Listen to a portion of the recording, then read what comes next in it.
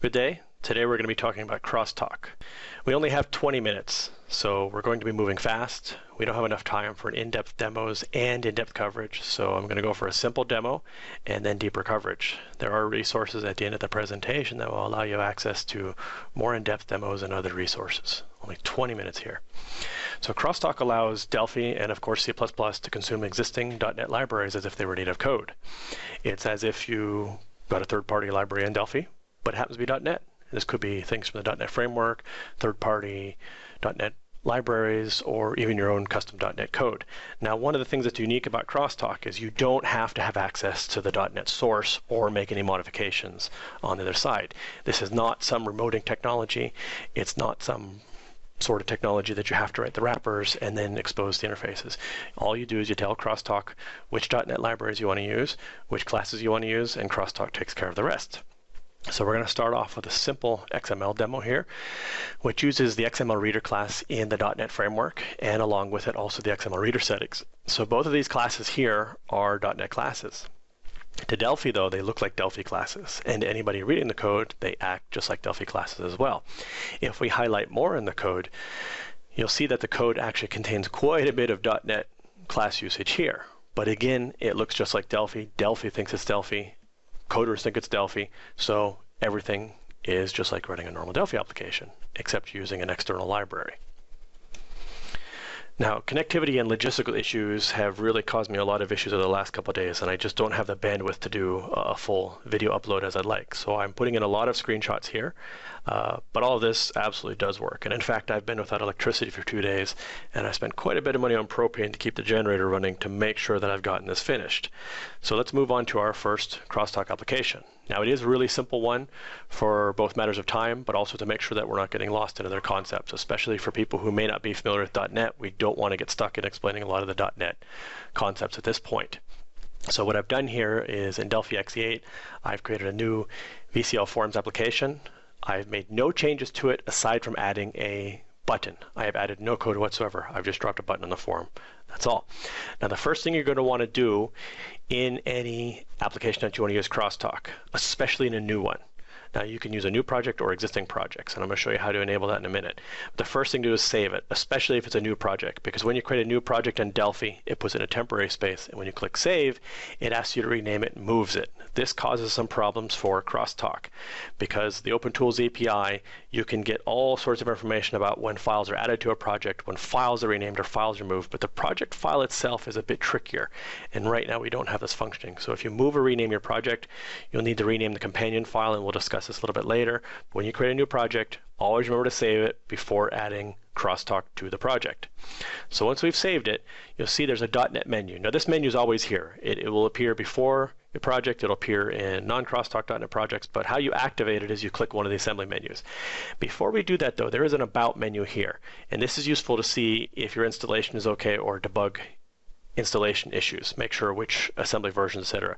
Normally these numbers should always match. However, since I'm running a dev copy, the numbers aren't in there because they're filled in by the build process. So my machine always says 123, 123, 123, while yours should say whichever version of the release it is. In the future, we'll be adding information here to be able to email us directly for both support and diagnostic issues. So what we're going to do now is we're going to add CrossTalk or .NET to the project. .NET assemblies, these are actually just libraries. It's just .NET terminology. For instance, in Delphi we call them classes. Sometimes we call them types. In .NET they're generally called types. And a lot of concepts have different names for the same things. In this case, an assembly is nothing but a .NET library. Now, there are two types of assemblies, and they're not actually defined by the assembly itself, but the type is defined as how it's installed in the system. When you want to use a .NET assembly, you can install it in what's called the Global Application Cache, or the GAC. This is a centrally installed repository where any .NET application can find and use them without having to know the name on disk or search through them. And then there's also what we call user assemblies, or is often called a file assembly. Things that are in the .NET framework tend to be in the GAC. Many third-party libraries also install in the GAC, or a third-party library can be up to your installation. It could be in the GAC and out of the GAC. But in this case, when we want to add a reference to a .NET library or assembly, we have to know where it's at. Are we adding one that's in the GAC, and we expect it will be in the GAC when we deploy, or are we adding a reference to an assembly that will be deployed somewhere else on disk that we know with, or in our application? So in this case, we're going to use something in the .NET framework, so we're going to select GAC assemblies. And once it's here, you can see in the top right, you can add references to other GAC assemblies, and there are hundreds of them in the .NET framework. This one's called MS Core Lib, and is automatically added for us because every .NET application has to use Core Lib or Core Library. It's kind of like the base RTL within Delphi. There are certain units that are always linked, like the system unit. So it's already in here. Now, once we have this, we can right-click and say Edit Types. Normally, we can remove the libraries as well, but since this is a core library and .NET, you'll use it no matter what we do. CrossTalk always forces you to use this one. Once we have that, we have a list of all the types that exist within that assembly. Now, many assemblies have hundreds, if not thousands, of classes, and it's not a good idea to add a reference to all of them because it'll generate huge pass files, slow down the compiler, and cause a lot of other extra issues, slowing down code on inside, etc. So the best practice here is to use the search and the filter options to select exactly the classes that you want to use. So in this case, I've typed string builder, and it finds string builder. String builder is a very common class within .NET because strings are different in .NET than they are in Delphi. You can't change individual characters in them without copying and creating new ones. So whenever you're doing string manipulations within .NET, it's a good idea to do string builder and then pass the finalized string out of it later. Now, there are a few classes that are so common, so endemic, that CrossTalk will add them automatically to the project. So normally I would add a tick here to any class that I want to use, but string builder is automatically used, so I don't need to add the tick. So once you do that, you will save that. Now, the next step is it's important to build your project or otherwise generate the CrossTalk files. This is so your code insight will work and you can see which properties exist without having to go over the .NET documentation back and forth. You'll be able to see everything from within Delphi. So whenever you make changes to the CrossTalk section, you add a new class or an assembly, just rebuild your project. As part of the build process, CrossTalk will first generate the necessary files that Delphi uses. Now, once that's created, in this case, you will get one pass file for every assembly that you've used. So in this case, they'll all be prefixed with net dot. So we have net.mscorelibpass. This contains all the information that's used to talk back and forth to CrossTalk.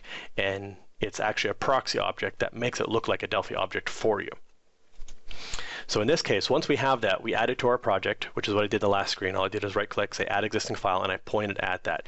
You can also add it to your project path and just use it in uses clauses as well.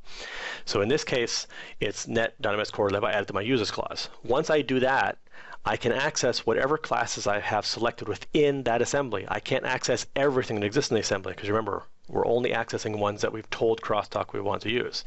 In this case, it's string builder. So I write standard Delphi code. It looks just like a Delphi object because it is a Delphi object. I create the string builder, I add the lines, and then when I'm done, I use the Delphi show message and I pass it xsb.toString. That returns a finalized string from string builder, and then I free it. Looks just like Delphi code. And no one would ever know that .NET's even used by just looking at it. And that's the whole idea. It's as transparent as possible. So if we run it, you'll see it runs just like a Delphi application. Now we can also do other things, but of course we don't have enough time. I want to spend some time explaining how this works, what it does, etc. You can do encryption, XML, datasets, data connectivity, use third-party libraries, use your own libraries. This is really good if you're in a company that has some .NET stuff and some Delphi stuff. Now you can just mix them. You don't have to write socket servers or any other remote technology. Just use the stuff. Take the .NET stuff, bring it in, and use it in Delphi. Works. So debugging, because it essentially generates Delphi code, it's just like it should be. Let's set a breakpoint. Let's run it. It hits the breakpoint. From here, we have everything we normally have in Delphi.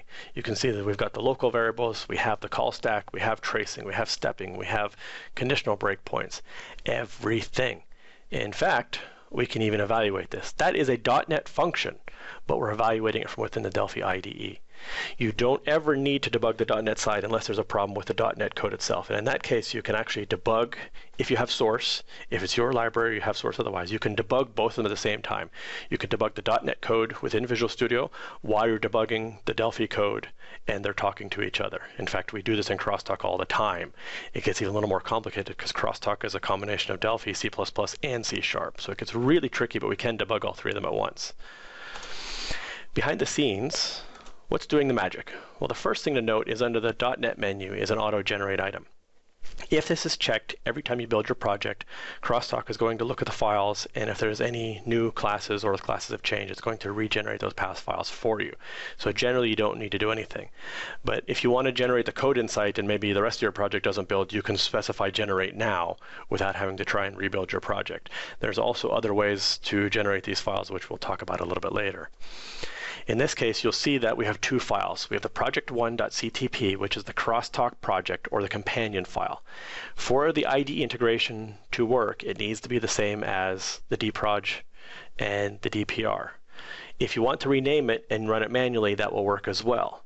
However, for the IDE integration, it has to be the same name. This is why it was important to save it when you create a new project. It will also generate a pass file for every assembly that you use. Not every class, but every assembly. So in this case, we have MS-Core-lib, which will have several classes which are always generated, plus whichever other class we selected from that library inside of here. Feel free to look inside this unit, but generally you don't need to. The idea is this is the proxy class. This is all the brains, the wrappers that makes it look like Delphi code. You should not modify this class because it will be regenerated and overwritten when you rebuild. If for some reason you need to make a change in this file in some sort of temporary fashion, it's not a good practice, but there are some cases, you can make this file read-only, and when CrossTalk regenerates, it will skip the file instead of just crashing because it knows that you've marked it read-only for some reason. Now this is an example of the CTP file. It just contains a setting and a list of the assemblies and classes. It's not very important. Generally, you won't have to edit this file directly. Now, as far as generation of the files, we've seen IDE integration so far. There's also a console application which you can use in build processes and test frameworks. There is a UI that you can use external to the IDE so that you don't need to run it from within Delphi. And there's also a .NET library which you can use. You can, of course, use it from .NET, but it's usable from CrossTalk if you want to generate an API from Delphi itself. And in fact, the IDE integration that I showed you actually uses CrossTalk to talk to the .NET library to do the generation automatically for you. Now, if we look over here, this is the inside of the MS-Core-lib. Usually the files are pretty long and they're just these proxy classes, but you can feel free to take a look inside it if you want. Some more important things to know. There's no COM involved here. There is no registration required, no registry entries. You are talking directly to .NET in the fastest way possible. There is very little marshalling going on, and it uses direct memory transfer, and we talk to the .NET framework directly. So things tend to be very, very quick. It's not going to be as fast as native-to-native Delphi code, but it's going to be a lot faster than remoting or COM or any of the other options out there, in addition to being simpler. .NET is garbage collected, but Delphi isn't, so this creates a bit of a dilemma. So what we've done is we've created a hybrid model. The Delphi object is actually a reference to the .NET object, so you have to still free it. If you don't free it, what happens is it retains a reference and .NET will never let the object go.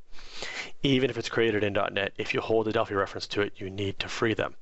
Now the difference is in Delphi, you can free an object while there's still references to it, and when the other reference is accessed, they will crash because it's been freed. That will not happen with a CrossTalk based object, because what happens is it's freeing the proxy or the reference, but it could still stay in RAM if other things using it, if you have other references in other spots of Delphi or other spots in the .NET code. But generally it acts like you expect in Delphi. So if you create it, destroy it. If you have a reference to it, destroy that reference. Now, strings are handled differently in .NET than they are Delphi as well. So we try and do as much automagic translation as we can. We do the conversions back and forth automatically as strings. You don't need to create special string objects because strings in .NET are actually objects, while in Delphi they're simulated objects in sort, but they're not objects themselves. So we do all the translation. You don't need to mess with it. You can see when we create, we pass it a path to a file name, and it's just a standard string. We didn't have to do anything special to it. And you can see several spots that return strings as results. For xreader name returns a string. We compare it. In the Delphi side, it just looks like a Delphi string. Now, there's also a concept in .NET called boxing. Now, most people when using .NET, you generally won't have to mess with boxing, but there are occasions where integers or strings or other simple types can be stored as an object. By default, they act like objects, but aren't actually objects in .NET. So normally when you're dealing with them in Delphi, it's just a string, it's just an integer, it's just a float. You don't need to do anything special unless it's passed as an object. Then you have to treat it like a box and unbox it like you would in .NET. So in this case, you can see getBoxedInt32. That's a method of the boxing test in the with statement. This does not return an int32, it returns an object with an int inside. CrossTalk automatically detects this, and whenever there are objects, if there are simple types being passed, it'll automatically box them for you and create box classes around them. So in this case, X object is an object, but it's of type tBoxInt32. There's one of these types of classes for every simple type that can be boxed, including strings. So in the cases it is boxed, you can check to see what type it is, and if so, you can access the value. And if you need to box, you can create them as well and pass these to any interface that accepts an object. So if you need it, it's here. It acts pretty much just like it does on the .NET side. The syntax is a little bit different, but the functionality is the same. If you don't know what boxing is, you probably have to deal with it. Don't worry. It's pretty simple when you need it. Requirements right now are for the 2.0 beta, .NET 4.51, but .NET is backwards compatible. .NET 4.51 can run 1.0 .NET stuff from well over 10, nearly 15 years ago. There are a few incompatibilities with certain executable setup, but libraries generally come straight over. So, and we're moving to 4.6 soon. It's simply too hard for us to create builds for all the different .NET versions, so we try and stick with the latest one. But because it's backwards compatible, it's generally not a problem for end users because you can use any of the previous libraries in most cases. Coming soon, major items I'm pointing out we don't have yet, but are coming very soon: 64-bit support, more support for arrays and generics. But we do have support for quite a few features, many of them difficult. Byte arrays, datasets, enumerations, events, index properties, default properties, var arguments, properties, methods, fields, object references, arguments, things are threadable, boxing, unboxing, basic RTTI and reflection, float types, and much, much more. Most .NET code will come in straight without any problems. As far as deployment, of course, you're going to need the .NET framework. This is part of Windows Update, and many Windows components require it, so it can be installed even with the operating system itself. Most users are going to have it, and if not, you can simply have them update. It needs the Visual C++ runtime. However, this is now part of Windows Update, so in the upcoming releases, it'll be automatically installed. In the older versions of CrossTalk, you'll still need to deploy some small DLLs, but they can be Xcopy deployed. And then there's basic copy deployment of the rest of your application as well. So your application, your .NET libraries, if you have any, you might be using ones that are part of .NET Framework, so you may not need to deploy any. And there are some CrossTalk runtime libraries that are also small. Basically, everything except for the .NET Framework, you can just do an Xcopy deployment. You can ship a zip file as a CrossTalk application. They can extract it and run it. You don't need to do any registrations, any setups. Of course, good practice dictates you still create a setup kit, but it's not something that's required. We have CrossTalk 1.0, which is very stable, but not as many features and does not support XE8. We have the 2X beta out right now. A final release will be in the coming months. If you're using XE8, you have to use the 2.x beta. Right now on the website is 2.05 versus through 2.08. We found quite a few bugs with these versions because we were adding a lot of new features. So if you want to go ahead and try the betas, go ahead. They have a lot more features than the 1.0. A lot of new features were added. 2.09, we're working to stabilize the last of the known issues, and we should be releasing this, I hope, next week, and then moving towards a release after that, depending on what other features we decide to add. So if you need the stability, probably go with 1 or wait till next week when we have 2.09 out. There's also many, many more features in 2 versus 1. The website is the primary point of information. However, the website is largely out of date because it covers mostly 1.0 items, and it's written in our older version of IntroWeb Studio, which we've now deprecated. We're working on porting the entire website, CrossTalk, IntroWeb, everything into IntroWeb 15, but it's going to take time. So we haven't updated a lot of stuff on the website. We do have a Facebook page, which we've been putting a lot of the 2.0 details on until we move the website over. The Facebook page is listed here, and there's a lot of posts here regarding 2.0. And I'll be posting all the new releases here, and then in the future we'll be posting both to the website and the Facebook page. We also have support via NNTP. You'll need a program to access these. We don't have web access currently. At some point we will again, but right now we need to focus on getting the 2.0 beta versions out with bug fixes and updating the website. You can use Mozilla Thunderbird, which is free, or Xena News, Outlook Express, or any other NNTP reader if you want to access our news groups. We also have a chat on Gitter, which we use for open sourcing our demos. And it has a web client, a desktop client. You can access it from your phone. There's all sorts of things. Now, keep in mind, many of us leave our computers on 24 hours a day. So you might see people in the room, and you might say hello, and they might not answer right away. They might answer in 5 minutes, might answer in an hour, they might answer in 12. But leave your message, and when we get it, we'll send it back to you. And Gitter, even if you're offline, will send you messages if you're still joining the chat room via email. So you're not going to miss anything. But just keep in mind, we may not be able to respond immediately on this. That's the end of the presentation, and we made it in just under the 20-minute mark. I hope we've explained enough. Go forth and code. Thank you. Okay, David I here. Let me bring in Chad. Let's see, Chad, are you there? I am. Can you hear me? Yes, I can. I had put a bunch of questions in myself, but then I think you answered a bunch of them. You mentioned about which versions of .NET are supported, and you said 4.5.1, but the apps you build can run with older versions installed of .NET, right? It's not older versions of .NET. What it means is you can run older .NET libraries. So if you have a .NET library that you want to use and it's written for .NET 2.0, it'll work with 4.5.1. Okay, gotcha. And which versions of Delphi and C++ Builder can use CrossTalk? Currently from Delphi 2009 forward, so 2009 through XE8. And you mentioned about certain things that you're still working on as far as interaction with Delphi C++ runtime library and .NET types. Is for strings under the covers, is it only Unicode strings, or I guess if you go back to, well, 2009 was Unicode. ANSI strings, do you have to do everything with Unicode as it relates to .NET? For strings? Well, everything's Unicode in the current releases, yes. We still have the support in there for the ANSI string if we ever wanted to support, say, Delphi 2007 or even back to Delphi 6. The problem is that there's a lot of compiler features that have been added over the years, so it's very time intensive for us to support many of the older compilers. They don't have certain functions. For instance, generics. It's going to be very, very difficult to do generics and support Delphi 7. So that's where we decided from 2009 up in Unicode only.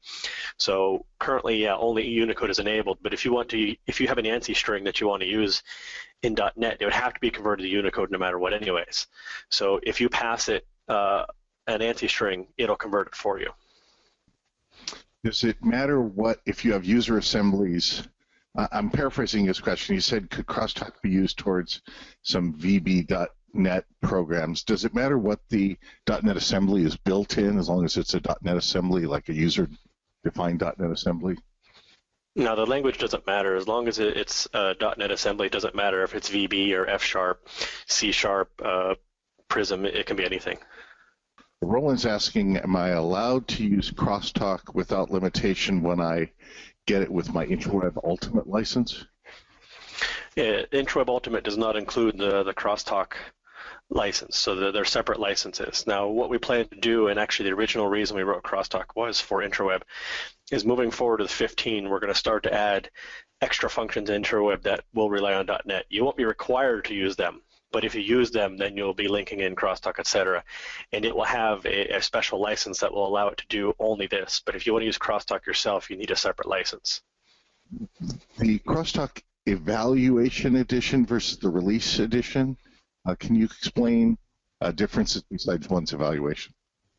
Well, the Evaluation Edition, it keeps in line with our philosophy of we don't like trials that expire. I hate downloading something and working on it, and then I get busy and I don't get back to it for, say, 45 days, and then it tells me it doesn't work anymore. So our ideology is that trials shouldn't expire as far as a time-based thing.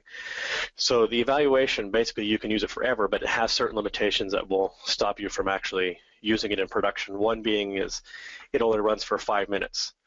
So what will happen is you can load your libraries, but after 5 minutes in the Evaluation Edition, CrossTalk will stop functioning. If you try and make a call into a .NET library, it'll throw an exception telling you that you've passed the evaluation session time limit. Is there any deployment once you've purchased, any deployment price? For the deployment, once you've purchased a license, it's per developer. So if you have 10 machines, you can put it on 10 machines if you're the only developer using it. And we have quantity and site license discounts as well, but there's no royalties or runtimes. So once you purchase a license, you're free to deploy as much as you want as long as it's being done by the developer that has the license. Could a program made in Delphi have non-blocking links to .NET Framework that run extra code if computer has .NET installed, but don't block execution, or do I need to have two versions of the program as a plugin? I'm not sure I understand the question. I think they're asking about async calls with callbacks. So maybe you need to make a call into .NET, and then it'll call back to you later. This is a common async pattern with certain libraries. It does support events. So as long as you can hook up the event, if there are some things that CrossTalk can't do, for instance, generics, and that's probably the biggest hole we have right now, and we're working on it, but it's a significant amount of work to make generics work, seamlessly between the two, which is what we want. But for instance, if there's a method or an event right now that uses a generic, CrossTalk will skip that, for example. But assuming that CrossTalk supports it, it's not because of generics, whatever, you can hook the event and you can make async calls. So you could make the method call into .NET and tell it, hey, do this, and when you're done, call me back on this event, and it will fire the event in Delphi. If you have other questions for Chad, we still have a couple of minutes. You can put them in the Q&A log. While that's happening, post your presentation, do you have anything else you'd like to add, Chad? I actually did a pretty good job of cramming it in there in 20 minutes. The only thing I can really add is just, around the betas, and I mentioned this a little bit, is that the 2.0 betas that are on the site, there are some pretty significant issues with them. So I would recommend looking at the 1X releases for now, or waiting till next week when we get the 2.09 beta out. And of course, you need that for XE8 support. So we do know that the current 2 releases that are up there have quite a few issues, but we'll be solving those, very quickly. And it's not a matter of code instability. It's just that we added a lot of features to 2, and we did a lot of internal tooling to make the execution faster and simpler and those sorts of things. So it was quite a bit of work to get to 2.0. And Richard has a question about pricing. There's 2 versions. In fact, I have to look myself, but the main version is 299 euros, and that's per developer. That's the CrossTalk, I believe we call it the ultimate version, and it's sold like Intraweb, so that's a 1-year subscription. Your software will run forever. What that means is you get the current CrossTalk version, plus you get free updates for the next year. But of course, after that year, your software will still expire as long as you use a build released within your term.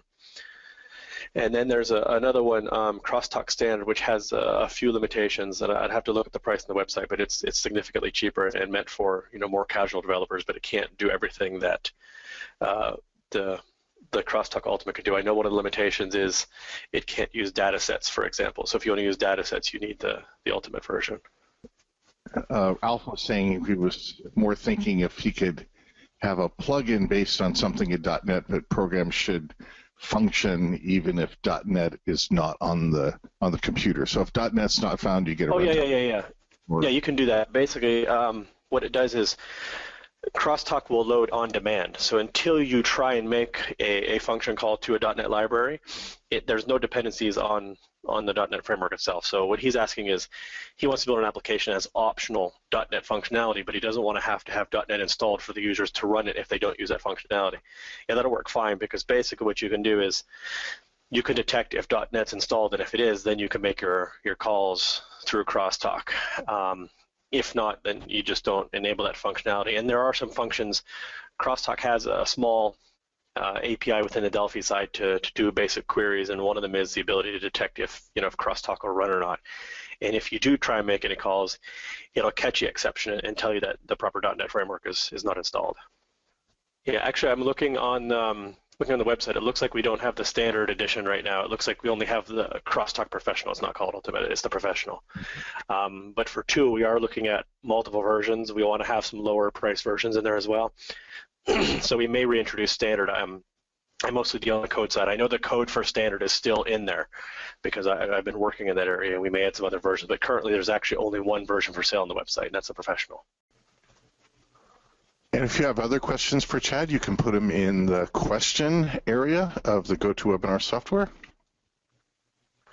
What about if you wanted to get access to visual elements? Let's say you had an assembly that had a form that you called a method on that would cause this form to appear that provided some configuration, for example. Can you do that from CrossTalk? You can display forms, yes. What you can't do is you can't take a WinForm controller or a WPF controller and drop it on a VCL form. Although we did have a WPF helper in 1.0, we're looking at it for 2.0. It allows you to put WPF panels within a VCL panel and sort of functions like that. So there is some visual support, but you're not going to be able to just take any .NET control and drop it on a form. Okay, that makes sense. And then, let me see, let me put up, there's the A to Z homepage, and then you were saying there was a Facebook page, so www. Yeah, the Facebook page right now is more current. It's /crosstalk4.net, I think. Number 4 or F4? No, yeah, 4, like that, .net. Okay, let's see if I did that. Okay. And this is where we've been posting the 2.0 information until we get the website ported over to InchWeb 15. We're having trouble making, it's not conducive to making major changes until we finish the port. So we've just been putting this stuff over here on Facebook. All right, I put the Facebook link both in the Q&A log and in the chat window if people want to grab that or click on it and get there. And then, go ahead, Chad. When I've done .NET development in the past, you're always very dependent on specific versions of assemblies and such. How does that work with CrossTalk? Does it only work with certain versions of .NET, or if I build it with .NET version X and someone else has .NET version Y that's newer, is that going to work fine, or what happens in those situations? Well, .NET's actually backwards compatible, so if you're running into version-specific issues, that's actually not that common in .NET because .NET is highly backwards compatible. And you can take .NET 4.6 and you can import a class library that was written for .NET 1.0 and use it with 4.6 assemblies. You can pretty much mix and match. There have been, a few small incompatibilities, especially moving from 1.1 to 2, but it's highly compatible. You don't really see those version conflicts very often. So if I'm developing a CrossTalk application, does it work with like .NET 1 and then everything newer, or what is the requirement? Yeah, it works with it'll work with, the current releases work with anything between 1 and 4.51.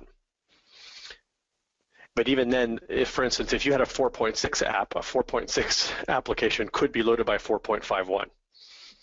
So basically, any .NET application, it's not going to matter which .NET version the library is written in, it will function with CrossTalk. Okay.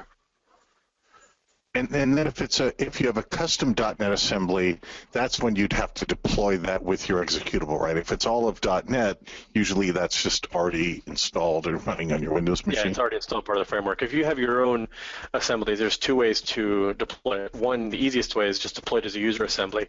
So you just put it in the same folder as your Delphi executable and list it as a user assembly, and CrossTalk will load it from there. It'll also search the path, or you could install it in the GAC, but typically assemblies that aren't shared, you don't install them in the GAC, you just do user deployment along with your exe. For third-party assemblies, does it reference it by strong name or just by assembly name, or how does that work? If it's in the GAC, it references it by the full name. If it's a user assembly, it actually just stores in the CTP file, it stores the full path, but it doesn't use a full path. What it'll do is it'll look in that full path to see if it's there, because that's used during debugging and compiling, etc. But if it doesn't find it there, it strips off the file name, and it'll first look in the executable directory and then in the path. So that's why if you put it in the executable directory, it's going to find it, and it's just basically by the file name of the assembly itself. Usually the version issues I've had have been around third-party assemblies and strong naming and such. So, yeah, if they strong name them and they don't put in proper, or they override the upgrade policies, you can have issues with that. Or if you have multiple versions and they're not GAC'd, but that's typical why user assembly you keep private to the directory. And anytime you have an assembly that you share it, you generally put it in the GAC, because the GAC can store multiple versions of a single assembly. Right. Even if they target the same .NET framework, there may be multiple versions, and that way we don't have the DLL hell anymore. And do you give guidance on how much code gets added to an executable? I mean, there's the interfaces and your own programming code, but is there anything else that's, I guess, the CrossTalk, small CrossTalk runtime library? Is that what's also included in the executable? Well, there's the runtime library, which there's two DLLs you need to deploy. There's actually one that's a native DLL. It's pretty small. I don't remember the size, but it's not very big.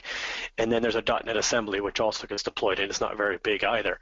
The only thing it adds to your Delphi side is the pass files that we saw generate the proxies. But that's a lot of interface declarations, et cetera. There's actually not very much code in there, so it's not going to significantly increase the size of your executable.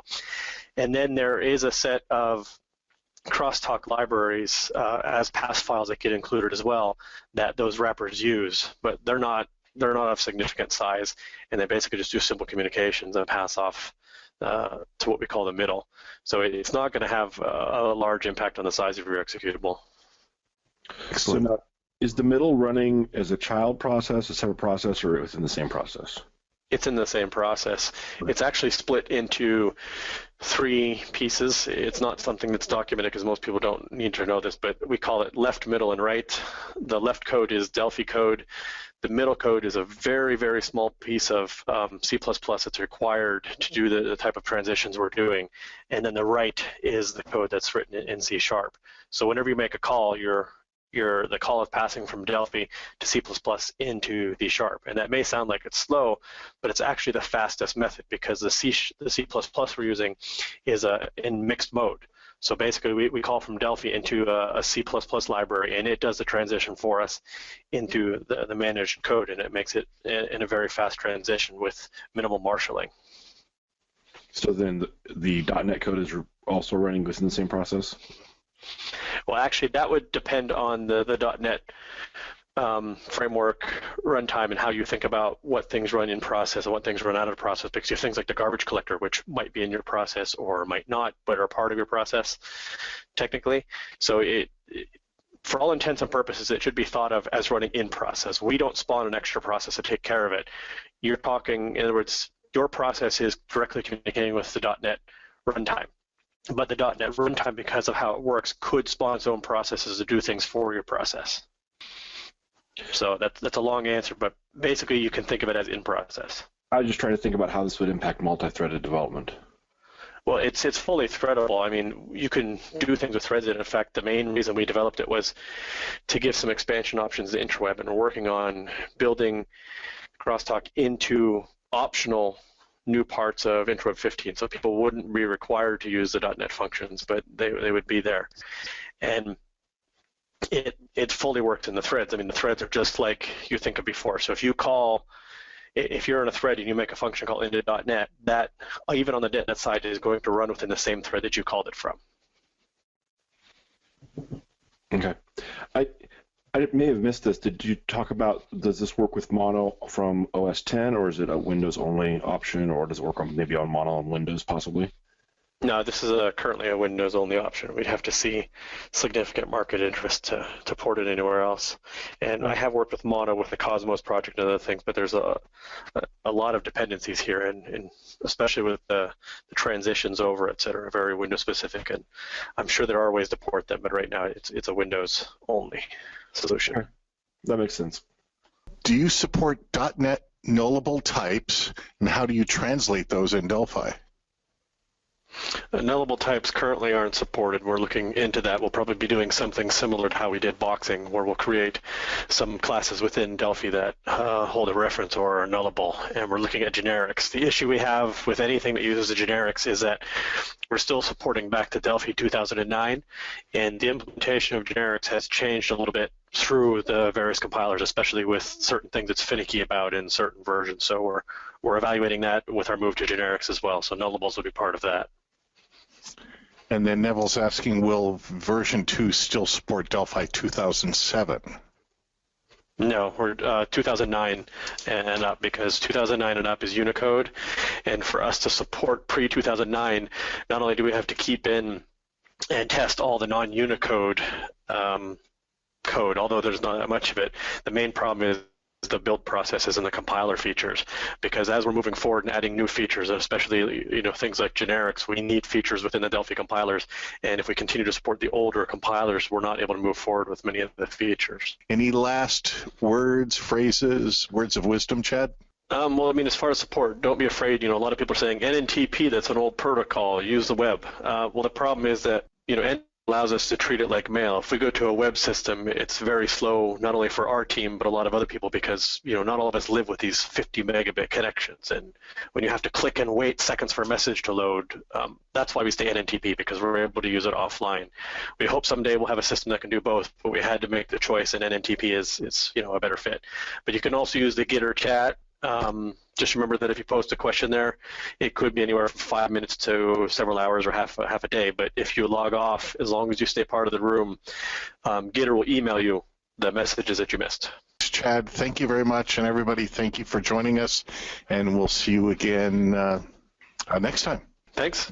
Okay, bye, everyone.